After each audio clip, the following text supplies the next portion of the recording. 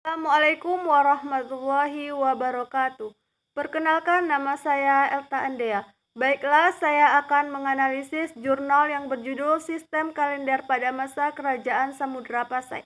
Samudra Pasai adalah sebuah kerajaan yang terletak di Aceh Utara dengan pusat kerajaan diperkirakan berada di antara dua sungai besar yang terdapat di pantai utara Aceh, yaitu Sungai Peusangan dan Sungai Pasai.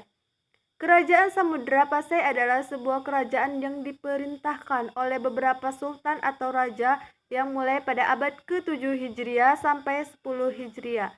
Sebuah kerajaan yang berkuasa selama 3 abad. Sudah tentu punya sistem administrasi yang baik untuk melancarkan semua interaksi sosial yang menopang kekokohan sebuah kerajaan, baik secara internal maupun secara eksternal kerajaan. Untuk sebuah sistem administrasi yang baik, tentunya harus ada sebuah sistem kalender.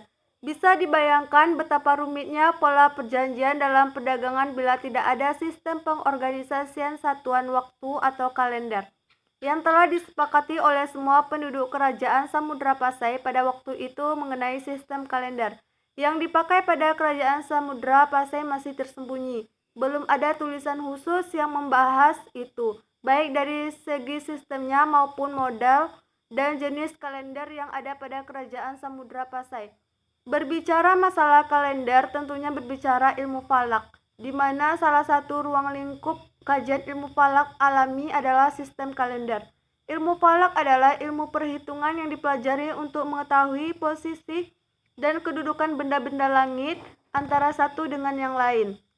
Memiliki keterkaitan pelaksanaan ibadah umat Islam seperti penentuan arah kiblat, penentuan awal waktu sholat, penentuan awal bulan atau kalender, dan penentuan gerhana.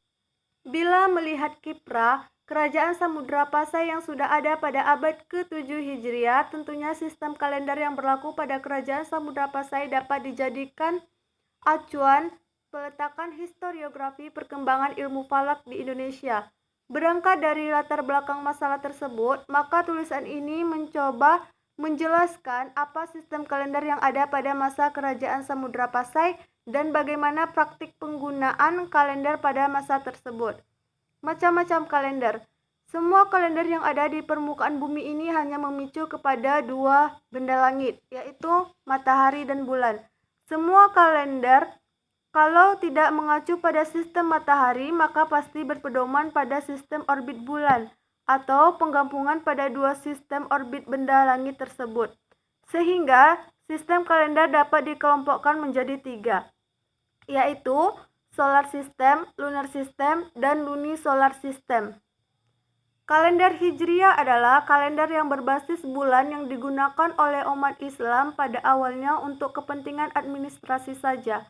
Diawali saat matahari terbenam atau saat masuk waktu maghrib di suatu tempat.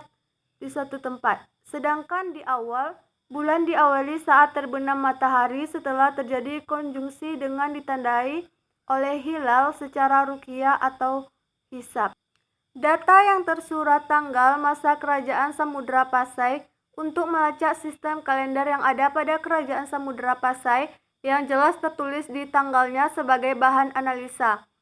Mendapati data yang tertulis tanggal pada masa kerajaan Samudra Pasai memang sangatlah sulit, mengingat sampai saat ini belum ditemukannya naskah surat menyurat atau dokumen lainnya yang berasal dari kerajaan Samudra Pasai dan ada tertulis tanggalnya. Mahzab hisab rakyat di Indonesia. Di Indonesia, mahzab hisab dibagi menjadi 2 macam, yaitu hisab urfi dan hisab hakiki. Hisab urfi adalah sebuah sistem perhitungan awal bulan yang didasarkan pada peredaran rata-rata bulan mengelilingi bumi dalam setahun dan ditetapkan secara konvensional. Sedangkan mahzab hakiki adalah metode penentuan awal bulan hijrah yang dilakukan dengan menghitung gerak bulan di langit yang sesungguhnya sehingga awal dan akhir bulan hijrah mengacu pada kedudukan atau perjalanan. Baiklah, hanya itu analisis dari saya. Saya akhiri dengan Assalamualaikum warahmatullahi wabarakatuh.